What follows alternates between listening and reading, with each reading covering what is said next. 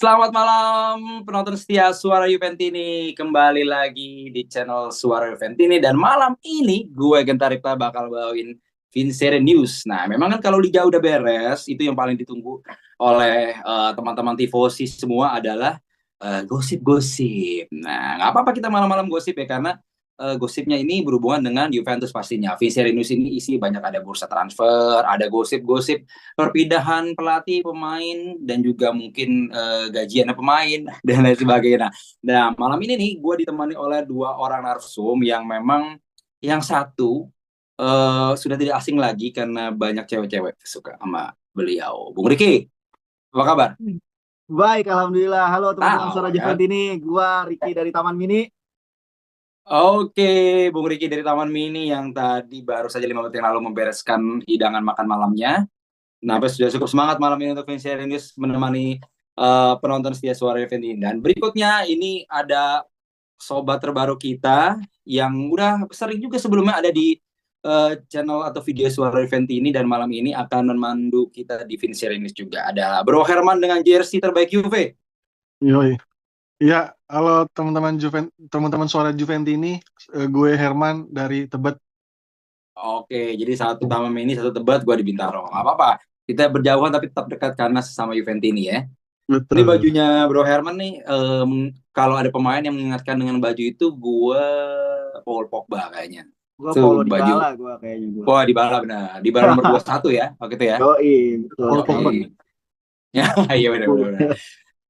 Nah, teman-teman, jadi gue sebelum mulai nggak bosan-bosanan mengingatkan untuk teman-teman jangan lupa like, comment, subscribe, dan kasih tahu ke teman-teman di luar sana bahwa kita punya channel yang bagus namanya Suara Juventini. Dalamnya juga ada Vincere News, nanti ada juga Suara Serie A, ada juga berita-berita yang bersifat keseharian dari Juventus. Apalagi sekarang kan libur nih, banyak mercato yang setiap detik tuh berubah. Jadi kalian harus ngikutin kita terus. Nah, malam ini Vincere News gue punya ada dua topik utama nih ya, atau bisa dibilang dua dua subtopik, tapi pada intinya kita pecah-pecah nih. Yang pertama gue punya berita dari Thiago Motta. Thiago Motta ini kan ya kata orang-orang udah tinggal selangkah lagi sign dengan Juve, kita nggak Yes. tahu nih apakah sebelum Euro dia udah sign sama Juve atau enggak. Cuman yang gue mau obrolin ke teman-teman adalah bahwa Thiago Motta ini kan memang dia pernah dia akademi Barca ya, akademi Ya, Barca La Masia. Dan kita juga tahu di Bolonya mainnya cakep banget, pergerakannya kayak ibaratnya tuh tidak ada satupun pemain yang berada di pos yang sama gitu lah, bisa berputar ya. rotasi gitu. Dia gosipnya kalau memang melatih Juve, dia pengen bawa adalah filosofi Masia, jadi pergerakannya dan lain sebagainya. Nah, kalau menurut kalian ini kira-kira apakah cocok, itu dulu deh yang pertama. Apakah cocok dari formasi Allegri yang sangat pragmatis, sangat kaku gitu ya. Walaupun Allegri zaman dulu sih tidak pragmatis kalau menurut gue, tapi Allegri di Juve edisi kedua cukup pragmatis. Tuh, nah dari Bro Ricky kira-kira ada gak fakta-fakta gitu ya yang Ya. mendukung bahwa Juve ini bisa dibikin ala Barcelona oleh Thiago Oke. Motta? Oke, sebelumnya ini sangat menarik ya karena gua salah satu pecinta sepak bola yang menyukai 4-3-3 ya. Karena beberapa kali kan Hmm, Thiago Motta mengklaim dirinya bahwa dia memainkan sepak bola atraktif, menyerang bola, hmm. maksudnya dia pegang bola lebih banyak di lapangan gitu ya. 4-3-3 style bisa jadi 4 4 berapa? 4-4-7-2 berapa? 2-7-2-7-2 ya, Bro. Gimana? Ya, Tak, kemarin lu bilang. ya, tujuh, Ya, tujuh lah pokoknya pokoknya intinya di ya depannya. pokoknya ada 7 ya di depan disisakan 2 gitu. Intinya dalam dalam sebuah pertandingan Hmm. mereka akan terus menguasai bola lebih banyak dibanding lawan gitu ya dan ada 3 catatan yang gue udah coba kulik ya dari strateginya Thiago Motta ya. Yang pertama adalah Hmm. yang tadi gue bilang dia melakukan banyak ball positioning bola pasti Oke. bakal lebih menarik di Juventus saat musim depan. Mudah-mudahan ya ini kan harapan ya. Yang kedua itu adalah versatile position. Jadi Thiago Hmm. Motta itu menyukai pemain dengan banyak posisi. Jadi tidak menjadikan satu posisi Ya. di dalam diri suatu pemain gitu ya. Pemain-pemain yang dia mainkan di lapangan adalah pemain-pemain yang versatil gitu. Dia bisa memainkan banyak posisi. Bisa berarti akan ada transisi banyak posisi di dalam satu pertandingan gitu loh, Tak. Jadi Betul. itu sesuatu yang menarik juga gitu ya. Yang saat ini kita lihat di Juventus belum maksimal kalau gue lihat ya. Itu kan bahkan Hmm. beberapa kali kan ada perubahan posisi yang akhirnya tidak maksimal. Contohnya kan Locatelli yang akhirnya kan tersisihkan dari timnas karena tidak cocok dengan formasi yang diberikan oleh Allegri gitu kan. Gitu sih. Terus yang ketiga Hmm. adalah counterpass. Nah, ini nih, ini dia yang paling menarik nih, counterpass. Jadi saat kehilangan bola, saat Juve berhasil merebut bola, maksudnya Juventus harus melakukan counter pass dengan sangat cepat gitu ya. Dan ini beberapa kali Hmm. di musim ini udah coba dilakukan sebenarnya alanya Allegri nih, counter pass-nya nih. Cuman Hmm. kebanyakan gagalnya. Kalau yang gue lihat sih seperti itu ya. Banyakan gagalnya, Juve banyak kehilangan bola saat counter. Jadi Hmm. tidak efektif dalam cetak gol. Nah, 3 poin penting inilah yang dijadikan Mota sebagai dasar tumpuan dari strategi yang dia terapkan nanti. Gitu sih. Jadi menurut gua Akademi La Masia dia sudah lama bermain di Barcelona, dia memainkan sepak bola kaki ke kaki dengan sangat bagus di Barcelona gitu ya. Dia punya momentum juara Liga Champions juga sama Inter. Pengalamannya udah cukup banyak sebagai seorang pemain sepak bola gitu loh. Dia memainkan banyak pengalaman di lapangan gitu ya. Jadi tinggal gimana Ya. caranya Mota bisa meracik timnya, menularkan apa yang sudah dia kuasai di lapangan. Ya kan apalagi kan dia gelandang ya. Gelandang itu kan Hmm. pemain yang paling banyak memegang bola sebenarnya, iya kan? Gelandang itu kan Betul, paling banyak betul. memegang bola gitu, paling banyak berlari, Nyentuh lah ya. betul, paling banyak menyentuh bola, paling banyak berlari. Hmm. Jadi seharusnya pengalaman yang dia miliki, kalau dia bisa tularkan dengan bagus gitu ya, dia punya strategi dan juga formasi yang benar-benar cocok untuk Juventus di musim depan dengan pemain yang ada saat ini ya tentunya ya. Kalau misalnya nggak cocok, pasti akan ada counter strategi nanti tuh akan ada beberapa perubahan lagi gitu. Jadi gua harap sih bisa cocok, pemain yang tersedia juga cocok, akhirnya bisa memunculkan the new era Juventus lah. Gitu sih tak. Hmm. Iya, iya, di new era Juventus ini Ya, memang udah saatnya dilakukan karena kalau menurut gue 3 tahun terakhir ini kita bisa dibilang jalan di tempat gitu ya. Gue nggak yes, bilang betul. kemunduran lah. Kalau karena kemunduran, oke kemunduran karena memang kita juga kemarin kan sempat dihukum gitu ya. Jadi Ya, nggak bisa dijadikan indikator gitu untuk prestasi. Tapi memang kalau dari segi permainan kita nggak semakin bagus sih gitu ya. Jadi ya. dengan ada Thiago Motta ini bisa ada revolusi yang cukup baik. Nah, kalau berikutnya dari Bro Herman, gue juga ada beberapa fakta nih. Gue minta pendapat lo soal kalau Thiago Motta ini sebenarnya ada beberapa fakta-fakta unik yang gue temukan kayak misalnya uh, dia itu punya filosofi latihan cukup intens, cukup berat tanpa istirahat ala-ala Conte gitu. Tapi mungkin dia nggak segala Conte sih feeling gue ya. Dan terus dia juga kayak dari segi disiplin dia tidak membiarkan gangguan atau instruksi ekstra masuk ke ruang ganti. Terus kuatnya juga yang dia pakai tuh nggak terlalu banyak. Nah, mungkin lebih ke ini gue juga mau ajak diskusi dengan Bro Herman. Kira-kira mungkin kalau emang fakta ini yang gue temukan ini benar, apakah mungkin Mota nanti akan berkutat di 17 pemain aja gitu. Kayak misalnya 15-17 pemain yang akan itu aja, tapi mereka itu yang orang-orang terpilih yang memang mengerti secara taktik. Karena Mota ini kan secara taktik menurut gue agak complicated ya. Gitu. Jadi banyak yang gosip bilang apakah pemain Juve sekarang sanggup gitu dengan taktiknya Mota. Jadi mungkin aja 15 pemain ini adalah yang benar-benar ngerti. Mungkin seperti itu gimana? Oke, menarik sekali Bro Genta. Kalau dibilang pemain Thiago Motta butuh pemain 15 sampai 17 ini untuk menampilkan skemanya yang dia pengen dengan Hmm. intensitas latihan yang cukup tinggi, dengan tidak ada gangguan dari luar segala macam. Itu bisa dilakukan dengan catatan tidak ada pemain yang cedera. Nah, oke. Ini kita bisa lihat dari sisi manapun, dari Hmm. sisi penyerangan, sisi bertahan, sisi permainan yang secara eksklusif yang dibilang Mota dia akan bermain secara La Masia Cantera. Menurut gua Ya. Mota ini pelatih yang cukup jenius karena sudah terbukti dengan penampilan musim pertamanya di Bolonya bisa bawa tim Anta Berantah menjadi peringkat 4 sekarang ya, 4 atau 5 gitu. Hmm. Terus buat gua Thiago Motta itu ibaratnya pelatih yang datang benar-benar untuk menyelamatkan Juve yang 3 musim terakhir ini benar-benar hancur dari Ya. segala kacau. Makanya gue juga berharap sebagai Juventini Indonesia ya kan dengan hadirnya Thiago Motta di bangku pelatih musim depan, gue harap Thiago Motta bisa membawa perubahan dengan uh, formasi yang barunya, apa namanya, taktik strategi yang dia buat, yang dia bikin dengan segala macam. Dan satu lagi catatan gue adalah Thiago Motta itu bisa memainkan uh, taktik atau strategi jika dia kehilangan bola dengan cara ngepres eh, pemain lawan agar pemain lawan bikin kesalahan. Dan itu bisa dilakukan hanya dengan pemain-pemain muda, yang mana masih ada tenaga yang Hmm. kuat, kemauan yang tinggi dan segala macam. Dan sisanya sekarang adalah pemain Juventus, umurnya itu 31 rata-rata, 30 sampai 32 rata-rata. Nah, makanya ada yang mesti dibuang, ada yang mesti mungkin di trade atau dijual, atau mungkin beli pemain baru yang segar-segar, pemain-pemain jiwa yang pengen ikut Mota nih, pengen ikut bawa perubahan Juve. Nah, tapi saya punya sedikit insight bahwasanya Juve itu dari dulu, yang gue tahu nggak pernah main yang ibaratnya kayak apa sih namanya, taktis gitu, yang menyerang, yang me- rapat gitu Nggak segala cantik-cantik amat macam. lah ya mainnya Iya, sebenarnya. nggak yang Heeh. kayak dibilang bahwa Barcelona La Masia segala macam. Mungkin terjadi, mungkin, cuman dengan catatan pemain-pemain yang dibawa Mota ini pemain-pemain yang diinginkan Mota. Kalau bukan yang diinginkan Mota, ya kayak Deadwood yang ada di Juventus sekarang ini, ya udah nggak jauh, ibaratnya masih agak butuh mungkin 2 atau 3 musim lagi bisa bisa membawa Juve naik ke level berikutnya, yaitu.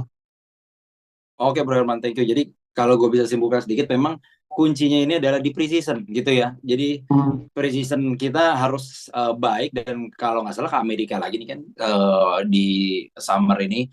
Jadi preseason akan menjadi kunci untuk Mota memperkenalkan filosofinya gitu. Dan kalau tadi disebutin oleh Bro Herman pemain muda, ya memang kan gosipnya juga Thiago Mota tanda kutip mau banyak mendengar pemain muda di preseason gitu kan, kayak Tommaso Barbieri itu katanya Mota lumayan suka. Jadi mungkin juga nanti akan ada beberapa nama kejutan dari next gen gitu ya, yang dipercaya oleh Mota, kayak mungkin zaman Allegri ada Sikulov ya. Minetti, ya gitu. Ya, Jadi Sikulov. Luis Hasan. benar. Luis Hasa juga mungkin akan bisa dipercaya. Jadi preseason nanti sangat sangat sangat menentukan, dan mungkin Mota juga bakal ada keputusan yang kontroversial gitu, juga nggak tahu tuh. Kontroversial ternyata positif ya. Jadi kita kali itu ternyata dia nggak kepake, ini nggak kepake, gitu kan, kita bisa lihat nanti. Oke, mungkin kita tinggalkan sedikit karena Thiago Motta juga belum fix ya. Yang sampai nggak jadi nih kan. Ya kita tunggu Doi sekarang lagi jalan-jalan dulu, lagi liburan. Naik motor 828 km, tak. Oh ya? Gila ya, tak. Iya. Dari mungkin dia lagi mana? buru. Iya, dia ke Barcelona dulu. Oh, Dia ke gue kira Barcelona. liburan sama Elkan Bagot dia. Enggak, sama istrinya dia. Nanti dia mau nyari kosan dulu kali di Turin. Iya, kayaknya sih benar. Oh iya benar. Nah, udah ada kali, gue suruh nyariin dulu mah. Nah, oke, kita doakan lah Mota mungkin minggu depan udah bisa sign gitu ya. Walaupun nih kalau menurut gue sih nggak akan lewat lah. Akhir Juni katanya, Kak.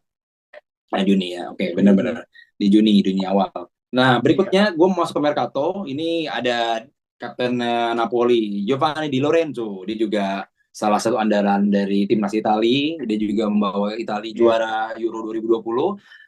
Dan mungkin masih akan jadi pemain inti walaupun penurunan performa di musim sekarang, karena Napoli sendiri juga peringkat 10 ke bawah lah. Performa Di Lorenzo menurut gue kalau dibanding Cambiaso musim ini jauh lah di sisi kanan gitu ya. Nah, tapi memang mungkin pengalamannya dibutuhin, dan dia juga belum tua-tua banget, masa 29 ke 30 ya, 30 masalah ya. Nah, tapi memang nih yang gue punya fakta sebelum gue minta komentar mungkin nanti dari Bro Herman dulu adalah ya agennya Di Lorenzo ini sama Gentoli itu deket banget gitu. Nah, dan Lorenzo juga udah bilang bahwa dia akan cabut dari Napoli. Cuman memang gosipnya kan katanya Conte mau ngelatih Napoli. Jadi menurut lu apakah faktor Conte ke Napoli ini akan mempengaruhi keputusan dari Di Lorenzo untuk dia tidak meninggalkan Napoli gitu? Kalau gue pribadi sih dia akan cabut sih, entah itu ke Juve atau enggak gitu, karena Napoli sekarang udah nggak kondusif lah, udah nggak tim juara sih kalau menurut gue. Mungkin dia perlu tantangan yang baru juga gitu, kayak Insigne lah waktu itu kan. Nah, kalau menurut Bro Herman ada berita tentang Giovanni Di Lorenzo ini gimana? Oke, kalau menurut gue cukup setuju sama Bro Genta, bahwa pemain kayak Giovanni Di Lorenzo ini butuh suasana baru, karena kan dia di Napoli lumayan lama, dan udah jadi kapten juga kan, seperti kapten tuh berapa musim. Dan kayaknya kalau menurut gue, gini kan kita nggak bisa memprediksi ya, bahwasanya Napoli aja belum tahu pelatihnya siapa. Kalau misalkan Napoli pelatihnya Conte, kayaknya hampir 90% Di Lorenzo bertahan, karena Di Lorenzo ini kan sangat-sangat sangat-sangat pas untuk formasinya Antonio Conte yang 3-5-2, yang 3-4-3, yang 4-2-4. Karena kan Di Lorenzo ini terkenal dengan back sayap yang cukup energik, yang bisa menyerang dengan sangat bagus, terus bisa menyerang dari bola-bola mati kayak corner kick atau tendangan bebas. Di Lorenzo ini sangat dibutuhkan untuk permainan taktiknya Antonio Conte. Namun misalkan Conte tetap jadi ke Napoli dan Di Lorenzo ingin pergi, jawabannya udah nggak ada lagi selain Juve. Karena kan Di Lorenzo ini kan juga cari pengalaman untuk umur 30, kayaknya masih pik-piknya pemain bola gitu. Masa dia mau pindah ke tim sekelas di bawah Juventus? Kan kayaknya buat gue sih, kalau gue jadi Di Lorenzo, gue nggak mau pindah ke tim-tim yang di bawah level Juventus. Dia udah di Napoli ini udah di level ini, masa dia mau turun ke bawah? Harusnya kan dia naik, mumpung masih umur 29-30. Kalau udah 34, 37, 35, oke lah main di tim-tim antah berantah semenjana gitu-gitulah. Pokoknya Di Lorenzo itu buat gue masih cukup bagus untuk bisa dipakai jasanya sebagai back kanan. Karena kita lihat dari beberapa tim yang punya back kanan bagus tuh bisa hitung jari, mungkin 5 atau 6. Nah, Di Lorenzo termasuk yang cukup bagus untuk jadi bek kanan di lokal ya, di Italia gitu. Ya, sependapat juga dengan Bro Herman. Jadi ya udah umur 30, pastinya pengen ya tiap tahun main di champion terus lah ya. Iya, Gitu betul. kan. Sayang lah kalau 30 tiba-tiba Sayang. dia turun gitu kan. Grade-nya. Oke, gimana Loki? Oke. Kalau dari gua sebenarnya kalau misalnya transfer terjadi ya, menurut gua ini adalah transfer yang menguntungkan buat Juventus. Kenapa? Karena saat ini praktis Juve tidak punya sosok bek kanan murni selain Cambiaso ya. Cambiaso pun beberapa kali kalau kita lihat Cambiaso itu bukan bukan seorang pemain fullback original gitu. Maksud gua statistik menyerangnya lebih bagus diberdayakan untuk menyerang gitu loh, tak maksud gue tak, kalau misalnya untuk Ngerti jadi gua. back, untuk jadi full back sepertinya agak sayang bakatnya disisiain gitu, malah kasihan, malah nanti takutnya malah performanya nurun gitu. Cuman saat ini hanya Cambiaso. Yang kedua Danilo pun beberapa awal musim Danilo bermain di Juve kan bek kanan dan hasilnya kan nggak oke gitu kan, sampai akhirnya kan Danilo beberapa kali diputer ya kan. Danilo pernah jadi gelandang, pernah jadi center back, pernah jadi back kiri, diputer, akhirnya kan menemukan posisi yang bagus di center back kan akhirnya sekarang gitu. Jadi menurut gua dengan 3 back ya. Jadi kalau balik dengan juga jelek kali ya. Betul, itu dia makanya menurut gua kalau misalnya kedatangan Di Lorenzo sebenarnya cukup membantu ya, menurut gua ya cukup membantu, apalagi filosofi Motta yang memainkan winger ya kan, dia bilang kan dia bermain sayap, dia main winger 4-3-3, 4-2-4. Jadi menurut gua itu sangat membantu Juventus kalau misalnya Di Lorenzo bisa datang gitu. Cuman permasalahannya adalah ternyata Di Lorenzo juga diincar sama dua tim besar ya, diincar sama dua tim besar, AS Roma dan Inter gitu. Dan lagi-lagi kita harus saingan sama Inter kan buat dapetin dia gitu. Jadi menurut gue ini agak-agak berat sih buat didapetin gitu. Kalau misalnya kita coba flashback lagi ke belakang, beberapa kali kita coba dapetin pemain Napoli itu susahnya minta ampun cuy. Iya kan, dari zaman Higuain kita berapa kali tuh kita negosiasi sama Higuain sampai akhirnya bisa dapet. Itu ada 2 tahun kita nunggu Higuain gitu kan, karena tahu sendiri Aularentis kan agak-agak sentimen sama Juve kan gitu, agak sensi gitu. Kalau misalnya dia bisa kasih ke Inter, mungkin dia lebih milih ngasih ke Inter daripada ngasih ke Juve gitu. Itu sih yang gue khawatirin gitu. Cuman balik lagi, kalau misalnya Juve bisa dapetin Di Lorenzo, ini pemain bagus sih. Ya umurnya udah umur udah matang lah gitu. Udah bukan pemain yang harus dibina lagi gitu kan. Kayaknya ini pemain udah matang, harusnya udah nyetel lah. Dia main di timnas juga gitu. Jadi udah kenal sepak bola Italia luar dalam lah menurut gue gitu. Udah kenyang pengalaman lah. Jadi Juventus memang saat ini menurut gue membutuhkan banyak pemain-pemain berpengalaman lagi sih. Kita udah nggak bisa ngandelin terlalu banyak pemain muda di dalam skuad gitu. Kenapa gue kurang setuju sama pemain-pemain muda walaupun investasi jangka panjang ya sebenarnya. Cuman kenapa gue kurang setuju, karena menurut gue mentalitas berbicara di lapangan gitu. Nggak cuma skill dan juga fisik aja gitu. Tapi kita butuh pemain-pemain yang bisa membangkitkan semangat gitu ya, mentalitas dan lain-lain gitu. Dan Di Lorenzo menurut gue salah satu pemain yang cukup punya pengalaman untuk bisa mewariskan ke pemain-pemain muda Juventus di skuad gitu sih. Iya, apalagi kan di musim depan kita banyak memainkan pertandingan ya. Yes, betul.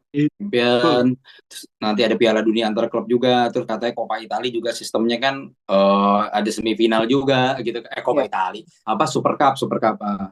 Super Cup juga sistemnya nggak langsung satu match tunggal gitu kan. Iya, Jadi betul. emang rotasi ini sangat Sangat diperlukan gitu. dibutuhkan Dan ya. tadi pengalaman juga gue setuju sih, butuh Iya. banget. Oke, mungkin dari Bung Riki atau Bung Herman ada yang mau tambahin dari dua berita terbesar untuk edisi Vincent News malam ini. Pertama ada tadi Thiago Motta yang kelihatannya bakal membawa filosofi baru ke Juventus, Ya. filosofi La Masia. Walaupun nanti dalam prakteknya kan itu kan masih bisa di-adjust lah ya, La Masia Ya. seperti apa kita juga belum tahu tuh. Mhm. Yang kedua soal kedekatan Giuntoli dengan agent Giovanni Di Lorenzo yang membuka peluang untuk ke Juve. Ada mau yang tambahkan lagi? Silakan. Gimana Bro Ricky? Kalau dari gue sih ada satu yang menarik ya Tak ya dari Hmm. Thiago Motta gitu. Dia punya satu poin kemarin yang gue baca, dia bilang dia membatasi pemain-pemainnya dari intervensi dari pihak luar gitu, outside intervention dia bilang. Jadi dia bilang dia tidak mau ada instruksi dari luar saat pertandingan, baik di dalam pertandingan maupun di luar pertandingan gitu. Jadi kalau misalnya mau ada instruksi ke pemain-pemainnya itu harus lewat dia dulu gitu. Jadi menurut gue ini pelatih ini cukup protect pemain-pemainnya gitu ya, skuadnya ya, dia cukup protect, dia tidak mau ada intervensi.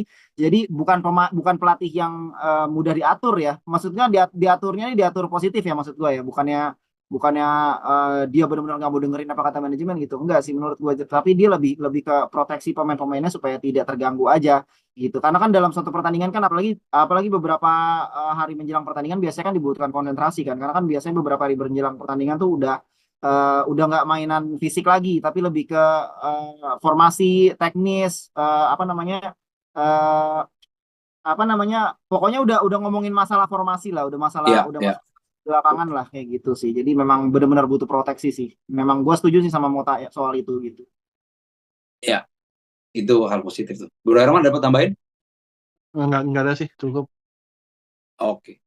Oke, kalau gitu gue rasa memang cukup mendalam pembahasan kita soal dua hal di atas. Jadi kita tunggu saja waktu yang akan berbicara mengenai dua berita di atas, kelanjutannya seperti apa. Wah, teman-teman Suara Reventi ini penonton setia, pantengin terus Vincere News ya, karena nanti akan kita update juga di sini bagaimana kelanjutan dari berita yang udah kita sampaikan. Nah, pokoknya yang mana-mana nih akan ada edisi kedua atau segmen kedua dari Vincere News. Pokoknya sekarang gue pamit dulu, Bro Herman dan juga Bro Ricky izin pamit, kita bertemu lagi di episode Vincere News berikutnya. selanjutnya. Oke, Viva bye-bye. Alpine. Forza Juve.